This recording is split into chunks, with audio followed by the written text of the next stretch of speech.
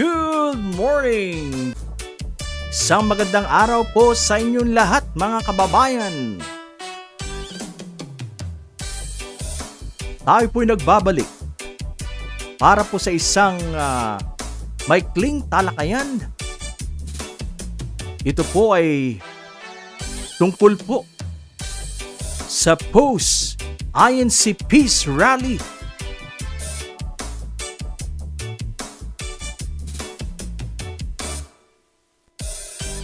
Alright! Okay mga kababayan, kumusta po sa lahat? Sa ating mga kababayan, sa Luzon, sa Visayas at Mindanao. Ganun na rin sa ating mga kapwa Pilipino na nasa iba't ibang dako ng daigdig. Kumusta po sa lahat? Isang magandang buhay!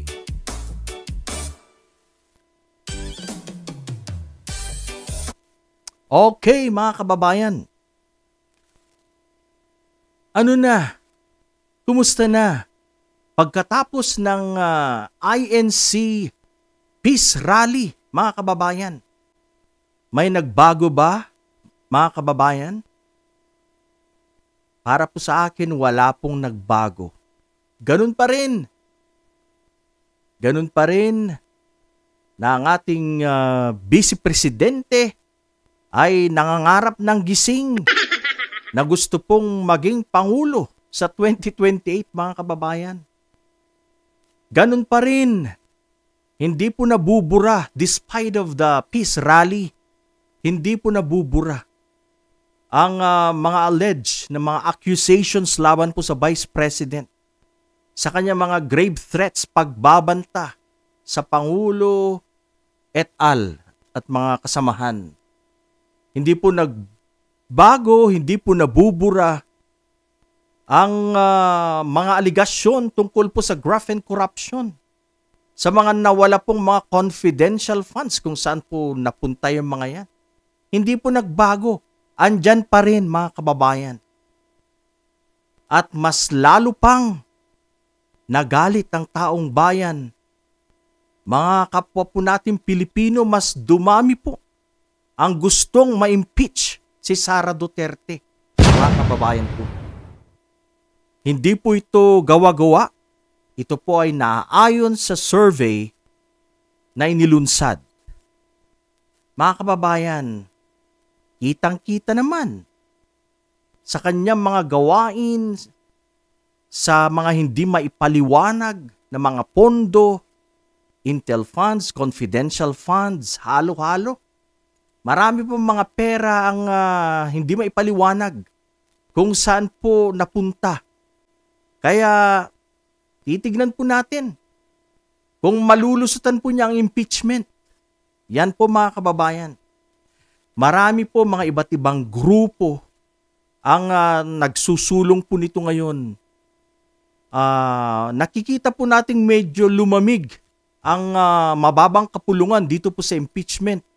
Pero marami pa rin po mga grupo ang talagang meron pong burning desire na matuloy ang impeachment ni VP Sara Duterte.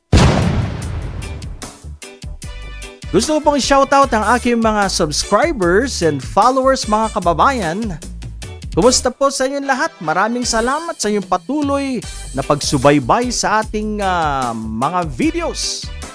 Maliit man po ang ating bahay, pero patuloy po tayo sa paggawa ng mga videos na makabuluhan at para sa bayan, mga kababayan. Ito po ay ginagawa natin, ating maliit na contribution para sa bayan. So despite po sa rally ng Iglesia ni Cristo, wala pong nabago. Andyan pa rin ang mga patong-patong na kaso na isasampa kay Sara Duterte, mga kababayan. I think kung hindi pa ako nagkakamali, natapos na po yung preliminary investigation sa NBI. Yung pong kanyang grave threats. Alam niyo po, nagbanta po siya. Nagbanta sa Pangulo. Kakaiba po ito for the first time in history. Nagbanta sa Pangulo ng Pilipinas. Ang Vice Presidente. Napakataas na opisyal ng gobyerno. Pero wala pong manners, mga kababayan. Yan po ang nakikita natin, walang manners. Bagsak po yata to sa GMRC, mga kababayan.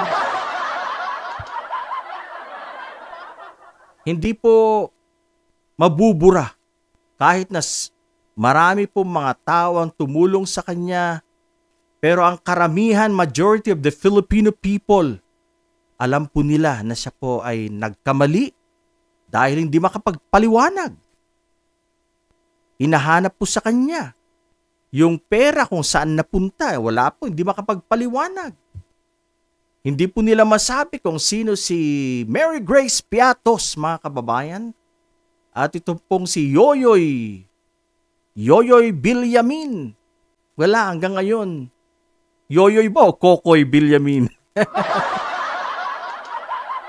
Kokoy ba? Kokoy Villamin, yan.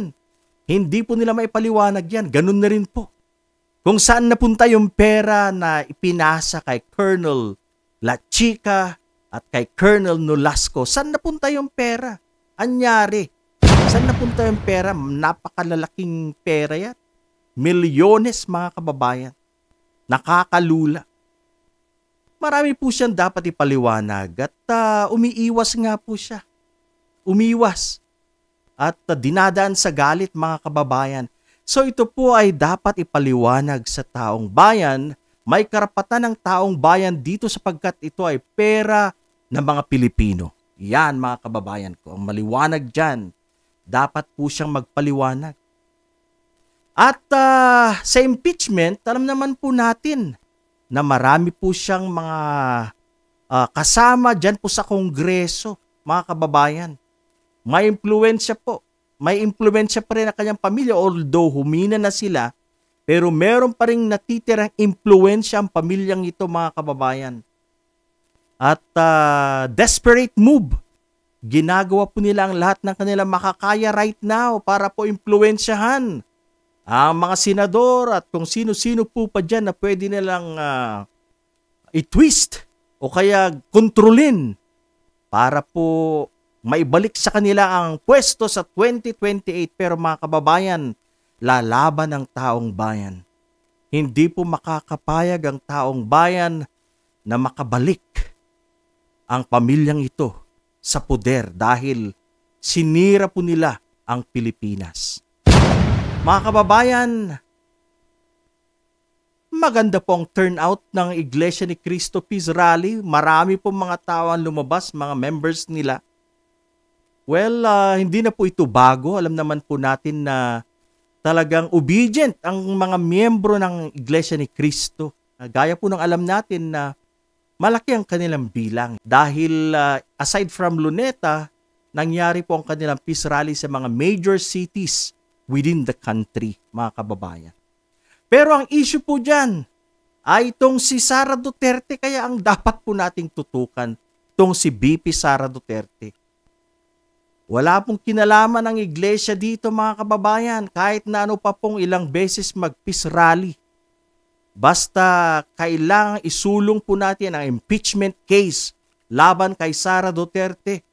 Dapat wag po nating kalimutan ang mga possible charges na isampa po laban sa kanyang opisina at sa kanyang mga tauhan, mga staff na gumawa po ng katiwalian, mga kababayan. Kaya natapos man ang peace rally, hindi po nabago ang hatol ng taong bayan na si Sara Duterte ay guilty. Yan po ang maliwanag dyan. Sabihin na nating hindi po magtagumpay ang impeachment at hindi matanggal itong si Sara Duterte. Hindi nyo madadaya ang taong bayan, the majority of the Filipino people, na si Sara Duterte, ang ating Vice President, ay nagdekwat. Yan po dahil hindi po nila maipaliwanag. Nagdekwat po, pera ng bayan yan. Napakalaking pera. Hindi niya maipaliwanag. So, ibig sabihin, ang conclusion dyan, nagagalit nga po siya dyan. So, ang conclusion dyan ay talagang nabulsa, mga kababayan. So ito po ang ating masasabi. Despite of the rally, kahit na sabihin na po nating malaki ang attendance ng INC, pero iba po ang INC, iba po si Sara Duterte. Ang nakatutok po, ang spotlight ay nakatutok kay Sara Duterte. Napakasimple kung saan niya ginamit, saan niya dinala ang pera. Ipaliwanag niya. Yung kanilang mga pagpeke ng mga resibo, pagpeke ng mga pangalan, inimbento mga pangalan. Mga kababayan, nakakahiya po. Dahil yung kanya pong tungkulin na pangalawang pinakamataas sa bayan. Kaya hindi po siya dito kaila at hindi niya po ito matatakasan.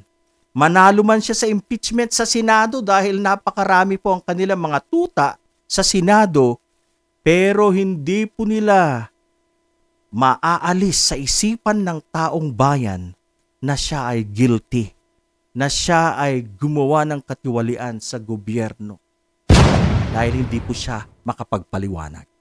Alright mga kababayan, ito lang po muna ngayon. Napakaikli po itong ating topic. Sana'y mag-subscribe po kayo sa aking channel at tulungan nyo po akong mapalaki ang ating YouTube channel para